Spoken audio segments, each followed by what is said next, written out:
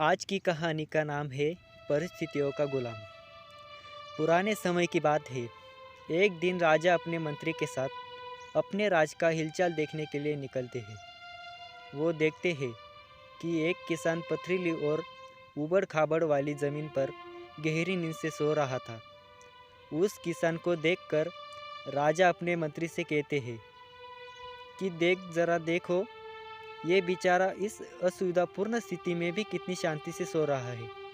और एक हम हैं जो कि इतनी अच्छी सुविधाओं के बावजूद भी अगर थोड़ी भी अड़चन आई तो ठीक से सो नहीं पाते हैं।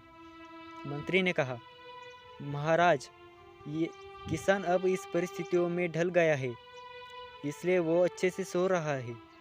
अब उसने अपनी इसी लाइफ को एक्सेप्ट कर लिया है। मनुष्य का शरीर बहुत ही कठोर होता है। उसे जैसी व्यवस्था मिलती है वैसा ही वो अपने आप को उन परिस्थितियों में ढाल देता है। राजा ने कहा, अपने मंत्री से कहा कि मुझे ये बात सच नहीं लगती है। राजा ने कहा कि हमें उसकी परीक्षा लेनी होगी।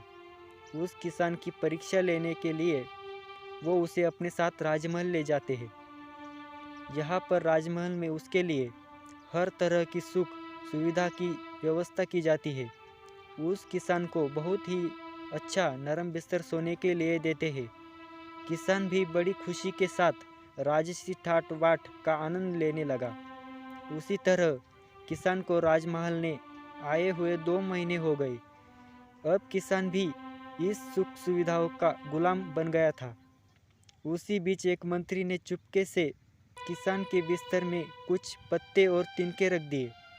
किसान का तो अब इन सुख सुविधाओं की आदत लग गई थी, इसलिए वो बिस्तर में ऐसे पत्ते और तिनके रखने की वजह से सारी रात करवटें बदलता रहा। उसकी नींद भी ठीक से पूरी नहीं हो पाई। अगली सुबह राजा और मंत्री के पास उसे मिलने के लिए पहुंचे। उस किसान ने राजा से शिकायत की कि उसके बिस्तर में कुछ खुंचने वाली चीज़ें हैं और इस चीज़ों की वजह से उसे पूरी रात ठीक से नींद नहीं आई।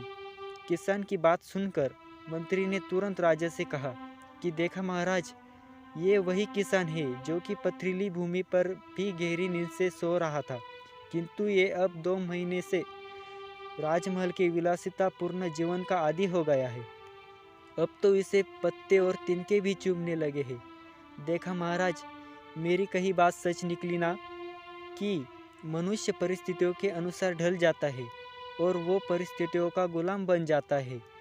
राजा ने अपने मंत्री से कहा, हाँ, तुम मुझे उस दिन सच बताया था। इंसान वाकई परिस्थितियों का गुलाम होता है। दोस्तों, हमें इस कहानी से ये सीख मिलती है कि हमें अपने शरीर को ज़्यादा सुख सुविधाओं का आदी नहीं बनाना चाहिए, क्योंकि हम वैसे ही बन जाते हैं जैसा हमने अपने आप को बनाया होता है। अगर हमें ज़रूरत से ज़्यादा सुख सुविधाएं मिल जाती है तो हम कभी भी उन सुख सुविधाओं वाली परिस्थितियों के बिना नहीं रह पाते। दोस्तों, आपको ये कहानी कैसे लगी कमेंट करके ज़रूर बताइएगा और अपने दोस्तों को भी शेयर करिएगा। और आप इस चैनल पर नए हो तो चैनल को सब्सक्राइब करें।